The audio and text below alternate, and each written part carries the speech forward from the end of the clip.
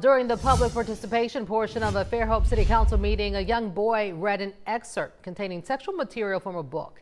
This happened last night when people spoke in front of the council, requesting that certain books in the Fairhope Public Library be relocated away from areas that children can access. NBC 15's Aubrey Spears joins us now. Aubrey, Fairhope parents, teachers, social workers, and librarians all shared their opinions on the location of certain books within the library. They did. Representatives for the group Moms for Liberty, as well as citizens who had concerns, all say they didn't want to ban or censor books. They say they simply just want certain books to be relocated to a place where children cannot access them. Kim Bear is a retired teacher who has concerns about a book titled The Haters in the Teen section that she says contains sexual content. She advocated for the book to be relocated before requesting to read it before the council. Wait a minute, hold up. I don't need to learn how to do oral sex. Good. You about to read that? I don't think anybody needs to learn how to do that. You about to read that? Councilman Martin said that reading the excerpt at the meeting would be counterproductive to her point, as there were children at the meeting. No, I don't want to read it. Okay, thank you. I didn't like reading it. My husband couldn't believe I was going to read it. I don't think children should read it. Bear did not read the excerpt before the council. Wendy Pickering stepped up to the podium next. She claimed that it was wrong that obscenity and profanity were not allowed during council sessions, but children can read it in books in the library.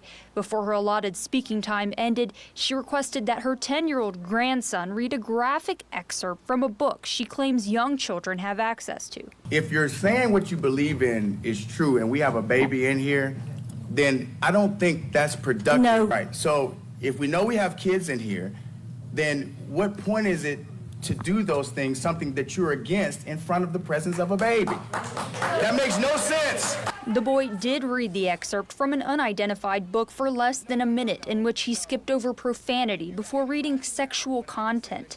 Several other residents spoke up in support of relocating certain books within the library. One resident claimed that the city council has stayed silent about the issue. Councilman Jay Robinson says that's not true. It made me sick to my stomach to listen to that poor child being used to read those terrible words for someone his age.